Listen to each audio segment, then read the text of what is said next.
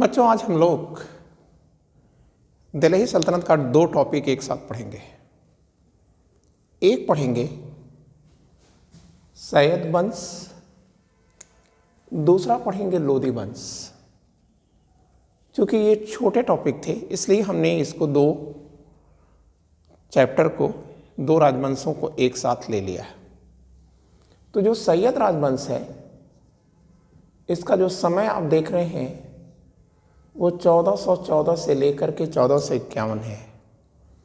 अर्थात आप कह सकते हैं कि 37 ईयर्स तक इन्होंने शासन किया है।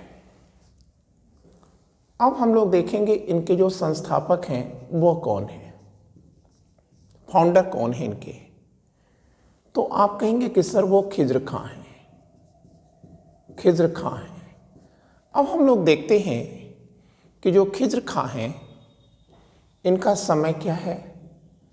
आप कहेंगे कि सर 1414 से लेकर के 1421 तक, मतलब 1414 टू 1421 इनका टाइम पीरियड है। और इनकी टाइटल क्या है, उपाधि इनकी क्या है। तो आप एक चीज़ याद रखिएगा, इन्होंने सुल्तान की टाइटल को धारण नहीं किया है।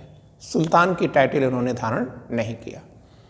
इन्होंने कौन सी टाइटल धारण किया है।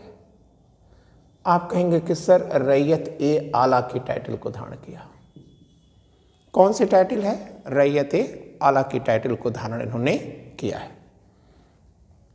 अब सवाल इस बात का है, रैयत मतलब होता है प्रजा और ए का मतलब है का, आला का मतलब है स्वामी।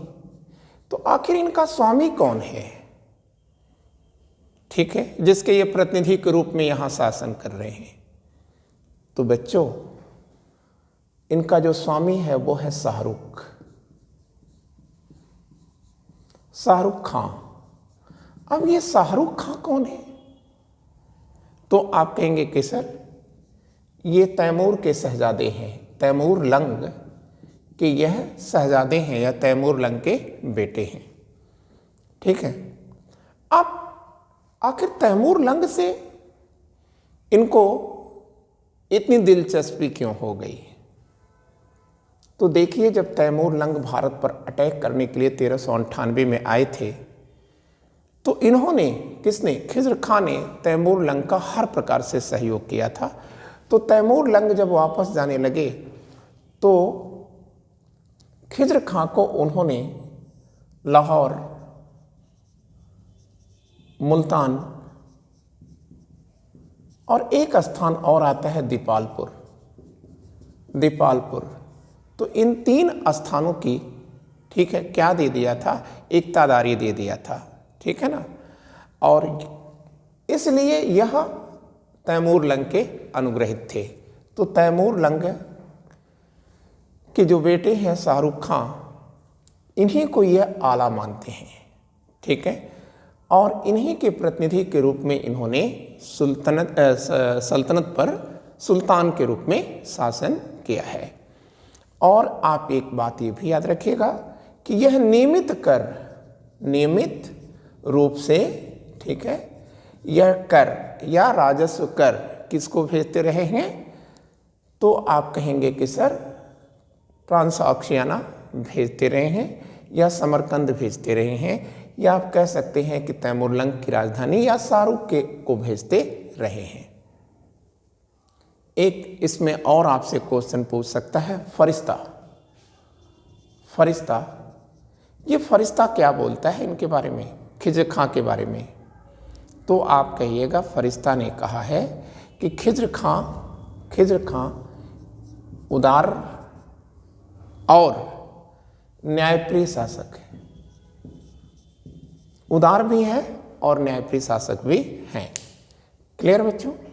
अब जब ये 1421 में इनके जीवन की समाप्ति हो रही है, ठीक है, किसके, खिज्र खां के, तो इसके बाद सत्तासीन कौन हो रहा है। तो आप याद रखिएगा कि खिज्र के बेटे हैं, आइए उनको भी देख लेते हैं हम लोग। तो बच्चों याद रखिएगा कि खिज्र के खां के बाद इनके बेटे मुबारक शाह सत्तासीन होते हैं, मुबारक शाह। तो ये जो मुबारक शाह हैं इनमें याद रखिएगा कि जो शाह है यह इनकी उपाधि है, नाम का अंग नहीं है, यह इनकी टाइटल है। और इन्होंने शासन कब किया है? आप कहेंगे कि 1421 से सर 1434 तक इन्होंने शासन किया है, ठीक है ना। अब मुबारक शाह में एक बात याद रखिएगा, मुबारक शाह अच्छे इंसान हैं और इन्हीं का दरबारी है कौन? तो आप कहेंगे कि सर या, ठीक है, बीन अहमद सरहिंदी, बीन अहमद सरहिंदी, यह इनके दरबारी रहे हैं। कौन दरबारी है? तो आप देख रहे हैं याहिया बिन अहमद सरहिंदी हैं, ठीक है। और इन्होंने कौन सी किताब लिखी है? तो इन्होंने किताब लिखी है तारीख ए मुबारक शाही नाम की किताब इन्होंने लिखा है, ठीक है। अब देखिए इनका जो वजीर है यह कौन है? तो आप याद रखिएगा कि सर सरवर उल मुल्क है, सरवर उल मुल्क है। अब सरवर उल मुल्क क्या करता है जरा देखिए, यह एक कॉन्स्पिरेसी करता है, षड्यंत्र करता है। कब करता है? जब सुल्तान मुबारक, कब करता है? तो आप कहेंगे जब सुल्तान मुबारक शाह अपने द्वारा निर्मित हो रहे नए नगर मुबारकपुर होना चाहिए था, मैं बाद लिख रहा था, मुबारकपुर का निरीक्षण कर रहे थे जी, मुबारकपुर का ये निरीक्षण कर रहे थे, ठीक है। तो उसी समय इनकी हत्या कर दी गई है। अब देखिए इससे ज़्यादा यहाँ पर पढ़ना ठीक है उपयुक्त नहीं है, क्योंकि मैटर में एक चीज़ तो ये है कि प्रामाणिकता भी नहीं है और दूसरी चीज़ औचित्य भी नहीं है। मुबारक के बाद इनके बेटे आते हैं मोहम्मद। तो मोहम्मद शाह लिख लीजिए पहले, उसके बाद बताते हैं आपको। 1434 से इनका टाइम रखेंगे 45 तक, मतलब 1445 तक इनका टाइम है। बच्चों इनका जो मूल नाम है वह हमें याद रखना है। इनका मूल नाम क्या है? मोहम्मद बिन फरीद है, मोहम्मद बिन फरीद इनका मूल नाम है। और उपाधि इनकी क्या हो गई थी? देखिए उपाधि लिखा हुआ है, टाइटल शाह इन्होंने लगाई है। अब इनका वजीर कौन है? पिता का हत्यारा, मतलब सरवर उल मुल्क ही इनका क्या है? यही इनका, ठीक है, वजीर बनता है, सरवर उल मुल्क। अब आप खुद सोचिए कि पिता का हत्यारा ही वजीर है, सलाहकार है इनका, तो इनका जो समय गुजरेगा वो कैसा गुजरेगा? आप कहेंगे कि सरवर उल मुल्क के सबऑर्डिनेशन में गुजरा, ठीक है। लेकिन मोहम्मद शाह थोड़ा सा दिमाग लगा देते हैं। क्या दिमाग लगाते हैं? इन्होंने अपना सेनापति किसे बनाया था? कमाल उल मुल्क को बनाया, ठीक ना बच्चों। और इसी कमाल उल मुल्क और सरवर उल मुल्क के बीच झगड़े करा दिया, और झगड़े कराने के बाद सरवर उल मुल्क मार दिया गया। तो 6 महीने तक इन्होंने सरवर उल मुल्क के अधीनता में ही शासन, मतलब अधीनता क्या आप कह सकते हैं कि उसका भाई जाहिर सी बात है कि पिता का हत्यारा है, ठीक है, तो उसके दबाव में इनका शासन चलता रहा, ठीक है।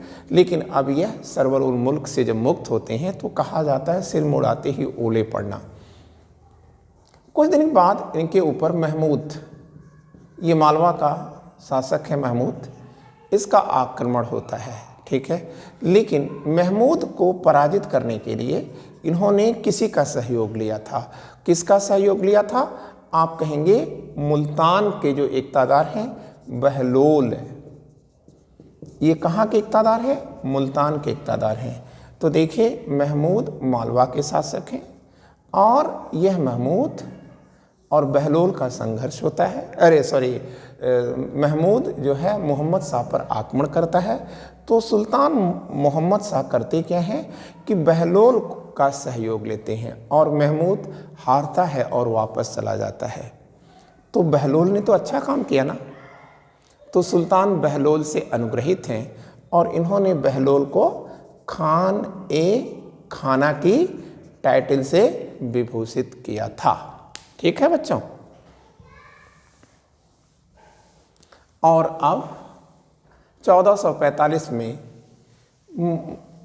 मोहम्मद शाह की मृत्यु होती है और बच्चों इसी के साथ सैयद वंश का पतन भी शुरू हो जाता है। और अब हम अगला नाम देखेंगे, अंतिम शासक देखेंगे, अलाउद्दीन आलम शाह। अलाउद्दीन आलम शाह। ठीक है। तो अलाउद्दीन आलम शाह का समय क्या है? 1445 से 50 भी लिख सकते हैं, ऐसा कुछ नहीं है। ठीक है, 1451 तक कर देते हैं। ठीक है। और अब इनका जो मूल नाम है, अगर मूल नाम पूछा जाए तो ये अलाउद्दीन ही इनका मूल नाम है। इनका वजीर कौन है? आप कहेंगे कि इनका वजीर है हमीद। ठीक है। अब सुल्तान अलाउद्दीन आलम शाह अपने वजीर से ही परेशान थे, तो परेशान होकर के अलाउद्दीन आलम शाह बदायूं चले गए। ठीक है। तो जाहिर सी बात है कि चेयर तो सुल्तान की खाली हो गई ना। तो हामिद इस चेयर को चाहता है कि वह खुद बन जाए, लेकिन हामिद के मार्ग में दो लोग हैं। ठीक है। हामिद सुल्तान बनने की महत्वाकांक्षा पाल बैठेगा, लेकिन हामिद के मार्ग में दो लोग बाधक हैं। एक मुल्तान का इक़्तिदार, मुल्तान का इक़्तिदार है, इक़्तिदार बहलोल लोदी है। अभी हमने आपको बताया था कि इसको कोई टाइटल दी गई थी, खाने खाना की टाइटल दी गई थी। और दूसरा जो है वह है नागौर का इक़्तिदार, राजस्थान में पड़ता है। नागौर का इक़्तिदार है क़ियाम खां। ठीक है। तो ये दोनों इसके सुल्तान बनने के मार्ग में बाधक हैं। तो हामिद करता क्या है, इन दोनों को दिल्ली बुला लेता है और दिल्ली बुलाने के बाद इन दोनों में झगड़ा कराना चाहता है, लेकिन असफल हो जाता है। बहलोल ने क्या किया कि हामिद की हत्या कर दी और सुल्तान को कहा कि सर आप आइए, शासन करिए आप। लेकिन अलाउद्दीन आलम शाह बिलासी व्यक्ति था, कमज़ोर व्यक्तित्व का आदमी था। उसने कहा कि नहीं नहीं नहीं नहीं नहीं नहीं, मैं यहीं रहूँगा, बदायूं में रहूँगा। ठीक है। और बदायूं में ही सुल्तान अलाउद्दीन आलम शाह 1476 में मर गए थे। और शासक कौन बन गया था? आप कहेंगे कि सर बहलोल लोदी, मतलब लोदी वंश का मैटर आपका अब शुरू हो जाएगा। तो आइए हम लोग अब लोदी वंश को पढ़ते हैं।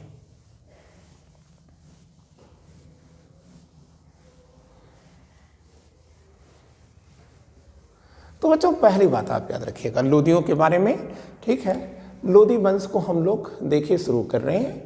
तो लोदी वंश का जो आप समय देख रहे हैं वो आपके सामने लिखा हुआ है। ठीक है। वो क्या है? 1451 से 1526 लिखा गया है। ठीक है। और अब हम लोग जान लें कि ये लोदी लोग कौन हैं। तो आप कहेंगे कि सर लोदी लोग व्यापारी हैं, व्यापारी वर्ग है ये, और अफ़गान है ये। ठीक है। और अफ़गान में ये गिलजाई कबीले का है। गिलजाई कबीले की साहू खेल शाखा से है। ठीक है ना। तो हमने आपसे कहा कि लोदी लोग ये व्यापारी हैं, घोड़े के व्यापारी हैं, और ये लोग अफ़गानी लोग हैं। ठीक है। और गिलजाई कबीले से हैं, साहू खेल शाखा से हैं। अब अगर हम इसमें कुछ चीज़ें इम्पोर्टेंट पॉइंट पहले ही डाल दें तो वो ठीक रहेगा कि देखिए जो लोदी लोग हैं इन्होंने क्या किया था। पहली चीज़ आप याद रखिएगा कि सल्तनत में सबसे सस्ती वस्तुएं अगर किसी के काल में बिकी हैं तो वह लोदियों के काल में ही बिकी। ठीक है। आप कहेंगे क्या अलाउद्दीन खिलजी के मार्केट कंट्रोल के बाद? देखिए उसको आप छोड़ दीजिए, वो अपवाद है। लेकिन ऐसे अगर आप देखेंगे ऑलराउंड ऑल अराउंड देखेंगे तो सल्तनत में सबसे सस्ती वस्तुएं इन्होंने ही बेची थी। और दूसरी बात आप याद रखिएगा, लोदी लोग पहले व्यक्ति हैं जिनके काल में मक्के की खेती को प्रारंभ किया गया था। और इसी वंश का एक शासक आएगा सिकंदर लोदी। सिकंदर लोदी करेगा क्या कि पहली बार मक्के की खेती को प्रोत्साहन देने के लिए क्या करता है, सरकारी अनुदान या सब्सिडी देता है। क्या देता है? सरकारी अनुदान देता है। ठीक है, क्लियर ना। और अब हम लोग शासक के साथ मैटर को पढ़ेंगे। तो आइए हम लोग देखते हैं। तो इनका जो संस्थापक है वह कौन है? तो आप कहेंगे संस्थापक इनका है बहलोल लोदी। संस्थापक इनका है बहलोल लोदी। ठीक है, ये इनका फाउंडर है। ठीक है, इसकी उपाधि क्या है बहलोल लोदी की? तो आप कहोगे कि सर गाजी की टाइटल को इसने धारण किया था। इसकी उपलब्धि क्या है? तो आप कहेंगे कि सर जौनपुर राज्य को इन्होंने सरकियों से छीन लिया था। सरकी राजवंश से इन्होंने जौनपुर को छीना और इनका जो बड़ा बेटा है बारबक शाह, इसी बारबक शाह को इन्होंने क्या किया था, जौनपुर का प्रमुख बनाया था। ठीक है, इक़्तिदार बनाया था। लेकिन हमको याद रखना होगा कि बहलोल लोदी का जो अंतिम अभियान है वह ग्वालियर अभियान है। और इसी अभियान के बाद वह बीमार पड़े थे और बीमारी के दौरान ही, ठीक है, ये कहाँ आए थे? कालपी के पास जलाली आए थे। नियर टू कालपी लिख देते हैं, कालपी। ठीक है, कालपी आए और यहीं पर वो मर गए। ठीक है ना। अब यहाँ पर बहलोल लोदी में हमको कुछ न कुछ क्वेश्चंस करना है। देखिए क्वेश्चन क्या आएगा। तो आप याद रखिएगा कि जब बहलोल लोदी के काल में ही, ठीक है, जौनपुर में एक शासक हुआ करता था। ठीक है, वो है हुसैन शाह सरकी। और यही हुसैन शाह सरकी है जिसे क्या माना जाता है? ठीक है, तो आप कहेंगे कि सर बहुत उच्च कोटि का इसे संगीतकार माना जाता है। ठीक है ना। और एक तो आप यह याद रखिएगा। ठीक है, क्लियर। और ये पूछ देगा कि हुसैन शाह सरकी ने संगीत की किस विधा को जन्म दिया है? तो आप कहेंगे कि सर ख्याल गायकी का जन्मदाता कौन है? आप कहोगे कि सर हुसैन शाह सरकी हैं जो ख्याल गायकी के जनक माने जाते हैं। ठीक है ना। ठीक बच्चों, क्लियर। और अब एक चीज़ याद रखिएगा, इन्होंने अफगान राजत्व का सिद्धांत दिया था।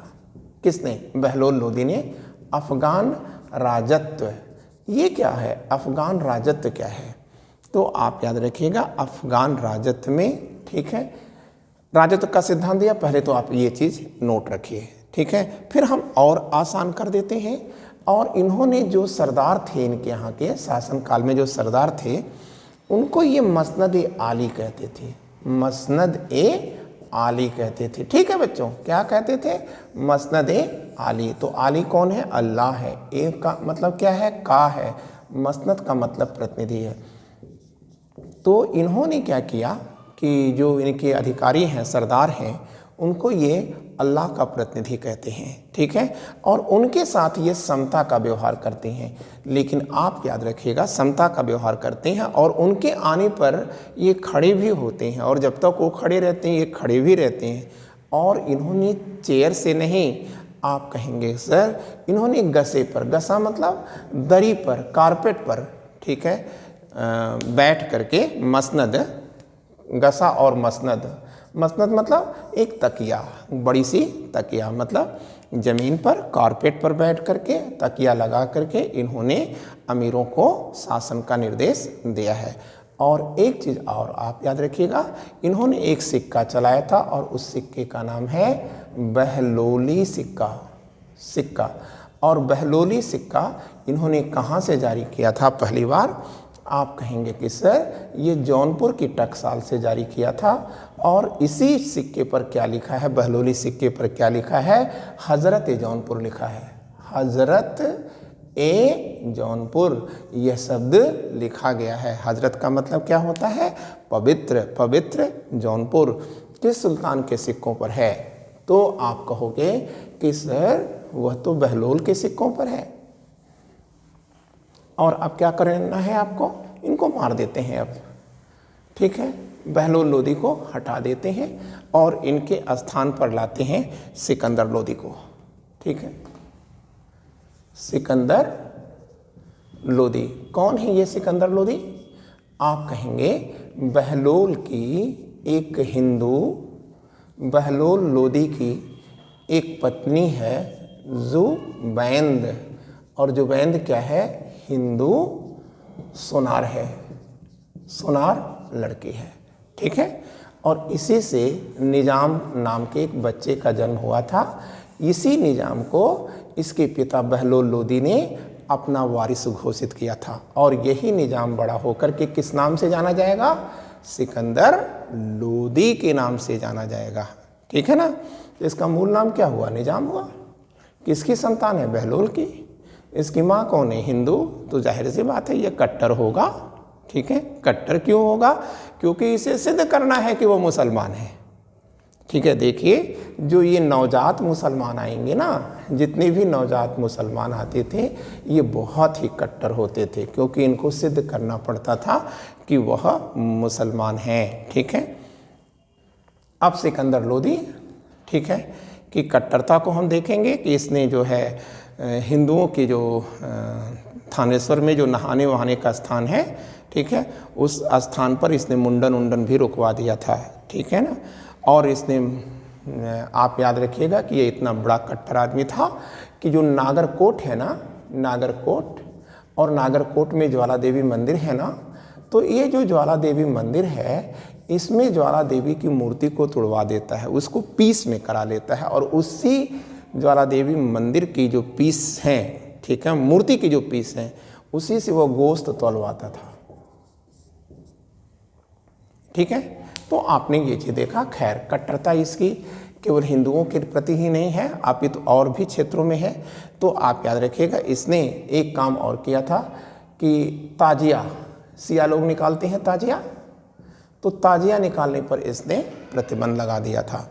फिर एक इसने कार्य और किया था, पीरों और फ़कीरों की मज़ारों पर, ठीक है, जो स्त्रियां जाती थीं उन स्त्रियों को जाने से उसने रोक लगा दिया, क्योंकि यह मूर्ति पूजा का प्रतीक है। फिर लेकिन याद रखिएगा सिकंदर लोदी के काल से ही भव्य मकबरों के निर्माण का दौर शुरू होता है। और इसी मकबरों से कौन प्रेरणा लेता है? आप कहेंगे मुगलों के जो मकबरे बने हैं, ठीक है, बड़ी भव्य भव्य जो बने हुए हैं, वो किससे प्रेरित हैं? तो आप कहेंगे कि सर लोदियों के मकबरे से प्रेरित हैं। इसीलिए लोदियों के काल को पर्सी ब्राउन ने क्या कहा है? किसने? यहाँ लिख देते हैं, पर्सी ब्राउन ने लोदियों के काल को क्या कहा है? आप कहेंगे कि सर मकबरों का युग कह डाला है, इनके मकबरों की भव्यता के कारण जो है इनको मकबरों का युग कह डाला है। तो देखिए ये चरमपंथी आदमी है ना, कट्टरपंथी है सिकंदर लोदी, ठीक है बच्चों। तो जब ये सिकंदर लोदी कट्टरपंथी है तो इसी का परिणाम क्या होगा? ठीक है, ये मूर्तियाँ तोड़ी जाएंगी, लोगों को दंडित किया जाएगा, और उसका परिणाम क्या होगा? आप कहेंगे भक्ति आंदोलन अपने यौवन पर आ जाएगा, ठीक है, पूरा अपने चरमोत्कर्ष पर है भक्ति आंदोलन इस समय। और दूसरी बात याद रखिएगा, इसके साथ एक और बात आएगी, यह रामानंद का दौर है, ठीक है, रामानंद का दौर है ये, भक्ति साधक रामानंद। और बच्चों यही दौर है रामानंद के शिष्य जो है निर्गुणपंथी कबीर का दौर है, और यही दौर है गुरु नानक देव जी का, गुरु नानक देव जी का दौर है ये। और गुरु नानक देव जी, ठीक है, इसी सिकंदर लोदी के क्या थे? रेवेन्यू इंस्पेक्टर थे, ठीक है ना। फिर एक पॉइंट और कर लीजिएगा इसका।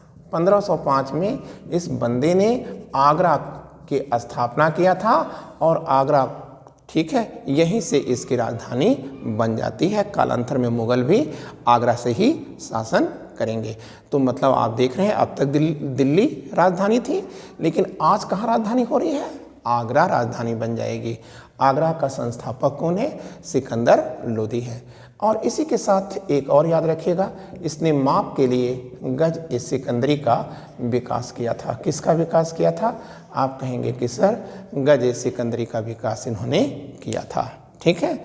और एक पॉइंट और, जो सिकंदर लोदी हैं, देखिए वैसे तो इस्लाम अनुमति नहीं देता कि आप गीत और गज़ल का प्रयोग करें, लेकिन सिकंदर लोदी छिप करके गीत गाया करता था। ठीक है। और ठीक है, और गुरु, ठीक है, किस नाम से, सॉरी, गुल रुखी, मैं गलत लिख गया था, गुल रुखी के नाम से यह क्या करता है? अपनी कविताएं लिखता है। गुलरुखी शीर्षक के नाम से अपनी कविताएं लिखता है। ठीक है। और ये भी आप याद रखिएगा, छिप के गाता था ना, तो ये याद रखिएगा कि सिकंदर लोदी गले के कैंसर से मर गया था। गले में घाव या कैंसर के कारण उसकी डेथ हुई थी। और इसी के काल में आयुर्वेद, ठीक है, आयु का वेद, ठीक है, आयुर्वेद का अनुवाद किस नाम से हुआ था? फरहंगे सिकंदरी के नाम से हुआ था। फरहंगे सिकंदरी के नाम से, ठीक है, किसका अनुवाद हुआ था? आयुर्वेद का पर्शियन में अनुवाद हुआ था। किसने अनुवाद किया था? आप कहोगे कि सर इसके वजीर मियाँ भुआ और टीम ने किया था। मियाँ भुआ और उसके साथी लोगों ने किया है। एक मैटर मेरे दिमाग से निकल गया। देखिए, जब गुलरुखी का भी मैंने देखा तो मुझे याद आया कि इसी के काल में, ठीक है, भारतीय संगीत पर पहली फारसी ग्रंथ का निर्माण होता है। मतलब भारतीय संगीत पर प्रथम फारसी ग्रंथ लिखा जाता है। उसका क्या नाम है? आप कहेंगे कि सर लहजत ए सिकंदरी, लहजत ए सिकंदरी के नाम से लिखा गया है। क्लियर है बच्चों? तो आपने ये चीज़ देखा। और ये भी आप याद रखिएगा कि लोदियों ने ही शेरशाह सूरी के पूर्वजों को संरक्षण दिया था। ठीक है ना? तो अब हम लोग अगला जो पोर्शन आएंगे वो लोदी वंश का अंतिम सुल्तान आएगा, इब्राहिम लोदी।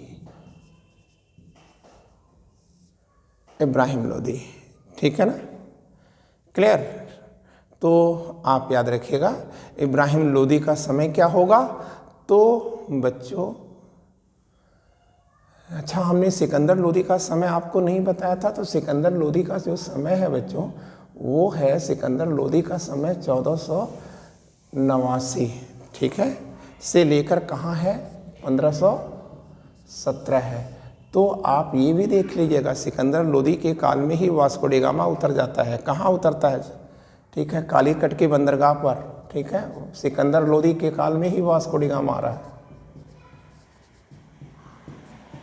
कालीकट के बंदरगाह पर पुर्तगाली, पहला पुर्तगाली जो आया। ठीक है ना? और अब हम लोग देखते हैं इब्राहिम लोदी। और इब्राहिम लोदी का टाइम क्या है? 1517 से लेकर के, ठीक है, कहाँ तक आएगा? आप कहेंगे कि सर 1526 तक जाएगा। अब इब्राहिम लोदी में देखिए मैटर क्या है कि देखिए, जो इब्राहिम लोदी के चाचा हैं, चाचा और भतीजा जानती हैं, बहुत अच्छा संबंध तो नहीं होता। आलम खां लोदी ये चाचा हैं, ठीक है, और दौलत खां लोदी ये क्या है? ये पंजाब का इक़्तादार है, जिसे प्रांतपति भी आप कह सकते हैं, सूबेदार भी कह सकते हैं। तो ये दौलत खां लोदी है। ये आलम खां लोदी क्या चाहता है? बच्चों आलम खान लोधी चाहता है कि इब्राहिम लोधी को मार दूं, हटा दूं और खुद सुल्तान बन जाऊं। और दौलत खान लोधी क्या चाहता है, ये पंजाब को एक नए देश में बदल करके इसका सुल्तान बनना चाहता है। ठीक है, तो ये कैसे होगा, जब ये हटेगा तब तो इन दोनों ने क्या किया, किसने, ये दोनों ने, आलम खान लोधी और दौलत खान लोधी ने, तैमूर का एक वंशज है बाबर, तैमूर का जो वंशज है वो कौन है, तैमूर का वंशज वो है बाबर। ठीक है, बाबर आगे चल के हम लोग पढ़ेंगे। तो यही दोनों लोग बाबर को बुलाते हैं किस पर, आक्रमण करने के लिए, इब्राहिम लोधी के बीच युद्ध कराने के लिए, आक्रमण करने के लिए। परिणाम क्या होगा, उसमें राणा सांगा की भी भूमिका थी। ठीक है, तो अब आप याद रखिएगा कि जो इब्राहिम लोधी है और बाबर हैं, इनके बीच क्या होगा, पानीपत का पहला युद्ध होगा, पानीपत का फर्स्ट वॉर होगा। ठीक है, कब होगा, 21 अप्रैल 1526 को होगा। और इसमें क्या होगा, इब्राहिम लोधी मार दिए गए थे। ठीक है, और इसी के साथ दिल्ली सल्तनत समाप्त हो गया था, लोधी वंश समाप्त हो गया था और एक वंश स्थापित हो जाएगा और वह वंश क्या होगा, मुगल वंश की स्थापना भी हो जाएगी। ये भी आप याद रखिएगा कि पानीपत के 3 युद्ध हुए हैं। एक तो 21 अप्रैल को आपने देखा, फिर आप 5 नवंबर, ठीक है, 1556 को देखेंगे, फिर 14 जनवरी 1761 को देखेंगे। तो पानीपत के तीनों युद्ध की एक खास विशेषता रही है। वो विशेषता क्या है बच्चों, आप कहेंगे कि इन्होंने वंश को बदला है। ठीक है, जैसे आपने देखा कि पानीपत के पहले युद्ध ने किसको बदल दिया, आप कहेंगे सल्तनत का अंत कर दिया, मुगलों की स्थापना कर दिया। और पानीपत का जो दूसरा युद्ध होगा वह किसका अंत कर देगा, सूर वंश का अंत कर देगा और सूर वंश या शेरशाह सूरी के वंशजों का अंत कर देगा। और 14 जनवरी और फिर किसको आएंगे, फिर मुगल आएंगे उन्हीं के स्थान पर। लेकिन जो तीसरा होगा 14 जनवरी 1761 को, वह अहमद शाह अब्दाली और मराठों के बीच में होगा। ठीक है, और उसमें भी क्या होगा, मराठे हिंदुस्तान की सत्ता से बाहर चले जाएंगे। ठीक है, तो ये तो अलग की बात है कि वो लोग, अहमद शाह अब्दाली यहाँ शासन नहीं करता, लेकिन मराठों के वो लगभग वो ख़त्म कर देता है और भारत में अंग्रेज़ों की स्थापना का मार्ग निर्मित हो जाता है। ठीक है ना बच्चों, तो आपको हमने ये मैटर बता दिया। अब आप सोच रहे होंगे कि हमने तो दिल्ली सल्तनत का पॉलिटिकल मैटर ख़त्म कर दिया ना, तो अब आप सोच रहे होंगे कि अब हम क्या करेंगे, अगला क्या पोर्शन करेंगे। तो बच्चों देखो, अभी तो आपने केवल पॉलिटिकल मैटर पढ़ा था, अब हम लोग पढ़ेंगे इनका कल्चरल मैटर। ठीक है, ठीक, तो हम लोग कल्चरल मैटर की शुरुआत कहाँ से करेंगे, आप कहेंगे कि सर इसकी शुरुआत हम लोग प्रशासन से करेंगे, मतलब सल्तनत काल में प्रशासन कैसा चला। ठीक है ना, आज इतना ही, थैंक यू और wishing you all the luck.